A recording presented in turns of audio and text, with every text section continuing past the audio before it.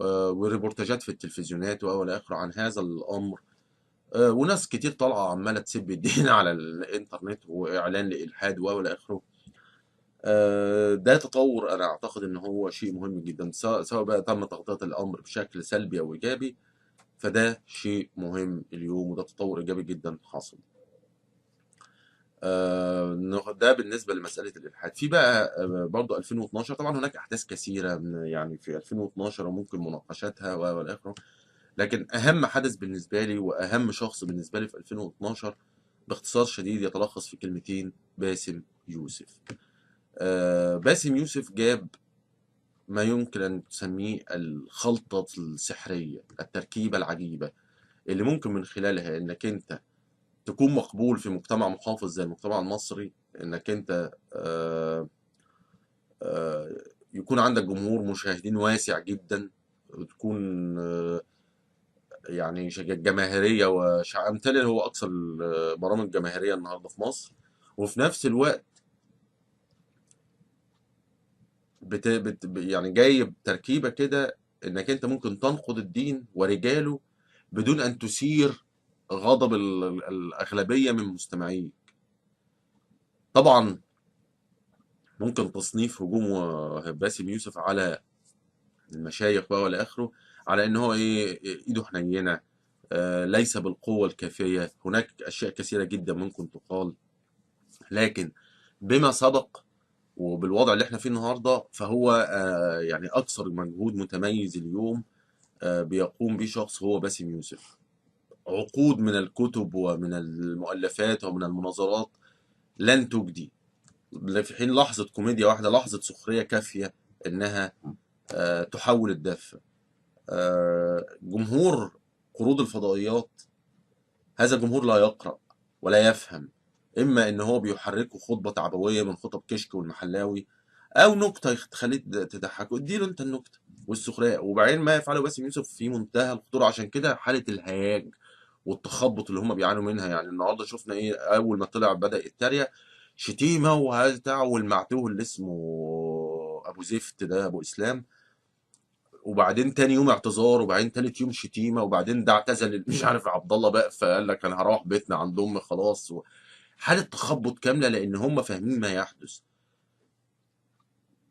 ال- القداسه الوهميه اللي هم بنوها حوالين نفسهم في الفتره الماضيه، وعلماء ونستشير العلماء ودول فجأة تحول هؤلاء اللي هم بيطلقوا عليهم، لأن هم أساسا هم يعلموا كمان إنهم جهلة، فجأة تعرى كل شيء، أصبحوا مجرد يعني إيه، شيء الناس بتضحك عليه. زي الواد محمود شعبان ده بتاع إيه، هاتولي راجل، ده خلاص مش هيعرف يعيش تاني.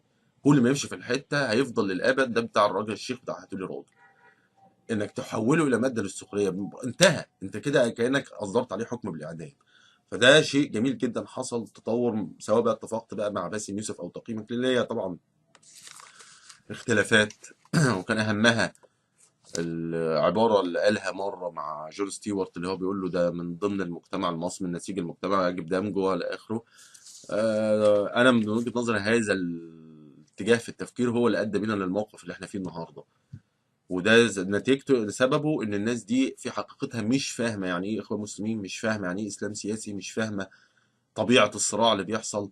فأدوا بنا إلى هذه الكارثة اللي احنا فيها النهاردة مع هذه الجماعة ومرسي والآخر. لكن خطوة جيدة جدا ما فعلها وما يفعله، ونتمنى المزيد. وأنا إذا حبيت إن أنا أتوجه بنصيحة لباسم يوسف، فأنا ليا عنده طلبين الحقيقة، وأعتقد إن إيه طلبين في منتهى العقلانية. أول حاجة إن أنا أتمنى فعلا منه مقطع إنه يوضح للناس بسبب شعبيته، يوضح يجيب الناس الشيوخ وهي بتشتم بعض. وهناك مقاطع كثيرة لهذا، يعني هم معترضين إن هم بيسخر منهم وبيهزقوا. على فكرة يعني سخريته لايت زي السجاير كده والبيرة اللايت، حاجة خفيفة قوي يعني، مش ايده مش تقيلة. لكن معلش نقبل بيه دلوقتي. لكن انتوا معترضين على الشتيمة وكل حاجة، طب هات شيوخهم هم بيشتموا بعض، مقاطع كثيرة زي ما ذكرت في السابق. وما تتكلمش تعلقش ادي يا عم اللي بيقول لك احنا ايه بنتريق عليهم، هم نفسهم بيشتموا بعض، دي عشان ايه يخرسهم تماما.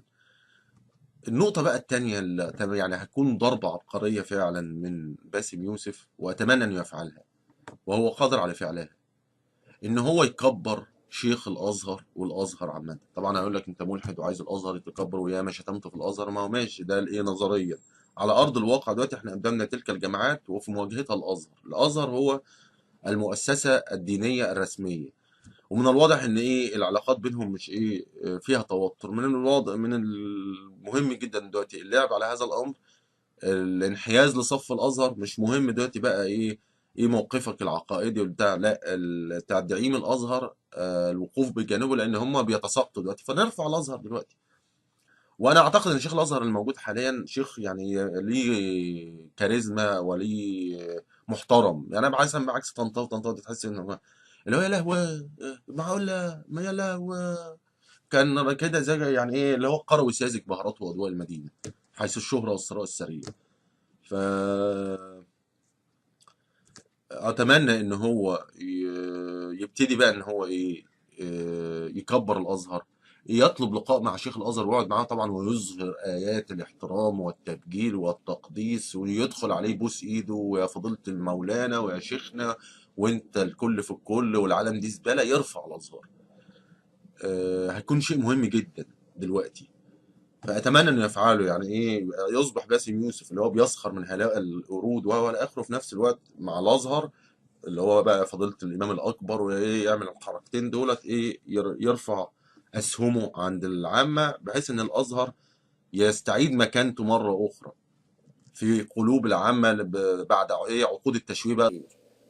قبل الدخول في موضوع هذا المقطع، وهو عن وساخة الرسول عليه الصلاة والسلام، أحب إن أنا أتكلم